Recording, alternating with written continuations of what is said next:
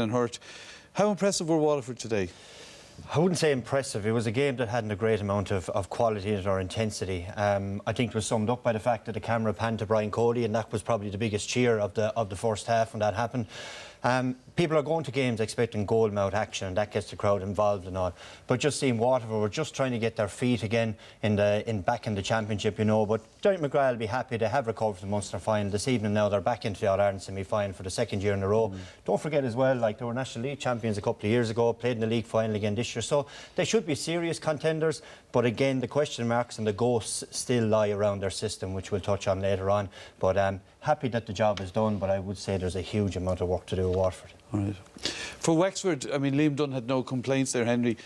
They played against the Breeze in the first half and they were struggling, and they lost a lot of their own ball, you're pointing out, on their puckouts. Yeah, I suppose they had to have a platform. They were playing against the Breeze, so they probably needed to go sharp, but they went long, and as you can see from the few puckouts we've highlighted here, it basically were pucking the ball back, and Kevin Moore, who had a massive game for Waterford today, was up high, Jamie Barron, and what Wexford were trying to do, they had one ball winner in the half-hour line, which was Lee Chin, so every puckout they tried to puck it down on top of him, but Waterford flood bodies back to that position. That's their area, Waterford's area. As we can show from the graphic here, the Wexford lost this 11 puckouts in this area of the field in the first half alone.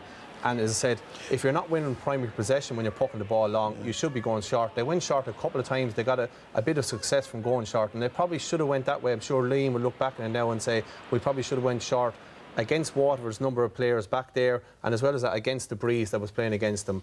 And if you're not winning that primary possession, what Waterford want to do is they want to suck you out the field a bit, win the ball, and then go at you and attack you. And that's what it gave them, that platform. And in the first half, Waterford were all over Wexford. If they hadn't had the number of wides they had in the first half, the game would have been over by that stage, you know. Yeah, they had 13 wides in the first half. But let's look then at the system and what you feel is a flaw in the system, effectively. Is there lack of goal scoring chances? Yeah, well, Henry touched on there. If you pull bodies back out the field to protect, I mean, then the guys out the field, there's a lot of groans around the stadium today for the amount of wides Waterford did. Now, Austin Gleeson looks up here. There's nobody inside in the full forward line. Everybody's outside. Now, they're playing with a gale force wind at this stage, so Austin has a dig at it. And also from frees, I mean, if you're going in the next day, you're going to have to vary your play against Kilkenny.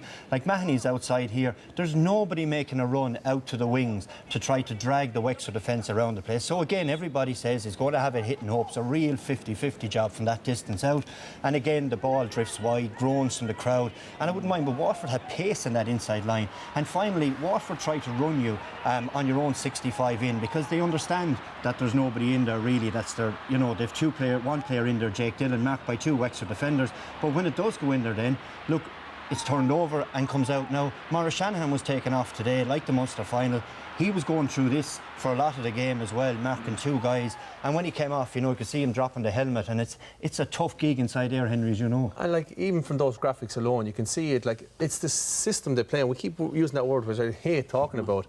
But like, there's no one attacking, because Waterford players are so used to setting up out around the half-forward line midfield.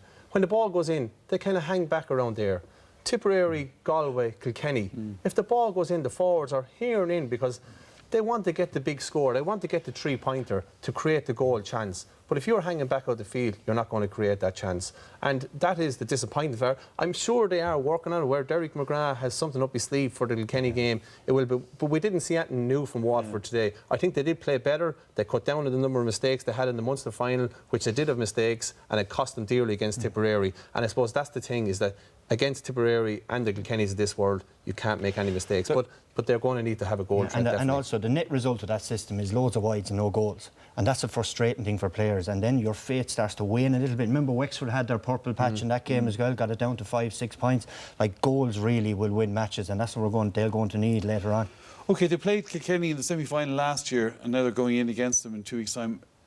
Has it changed much for Waterford? Have they moved on from last year's style? Well, based on the Munster final and what we've seen today, we haven't seen an awful lot of change. Now, I'm not looking for Waterford to go all gung-ho and play 10 guys up front against Kilkenny, but you can see Kilkenny defence last year's All-Ireland semi-final. They let you come so far, then they swarm. What they want you to do is go on the back foot. But once then, look inside. It's hard enough when you're one-on-one inside. Now, I might say 2-on-1 inside in that Kilkenny defence.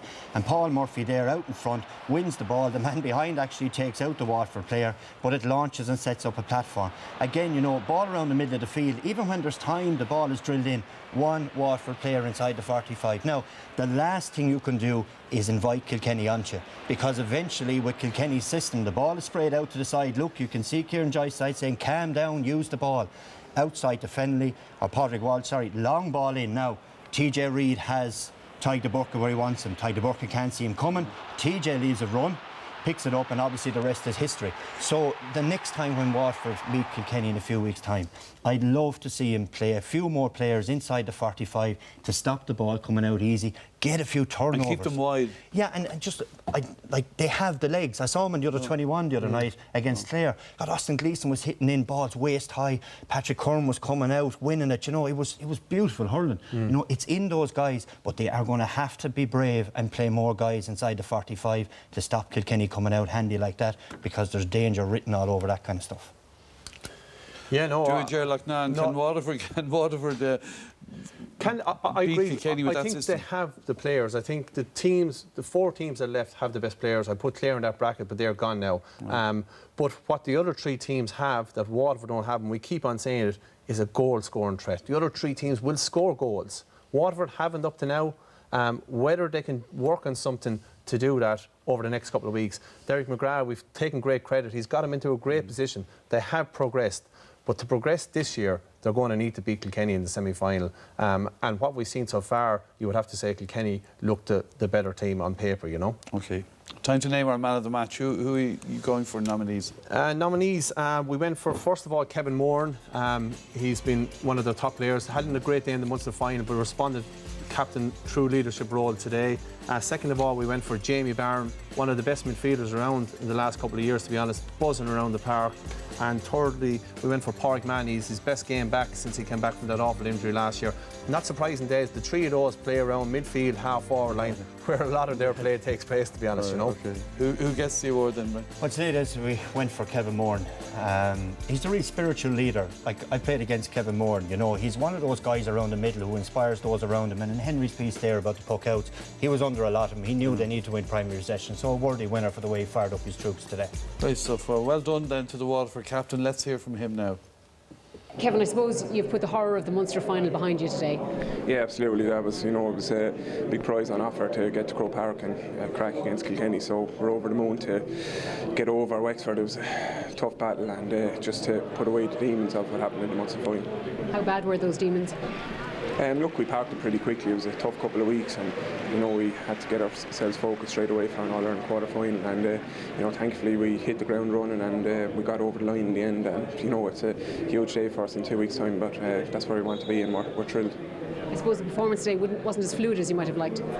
No, you know, we probably started off very well, probably hit a few wides and things like that, but we were trying to do the right things, and you know, we ran out a few points winners in the end. But look, it was a tough encounter for the 70 minutes, and look, the result was the main thing at the end of the day.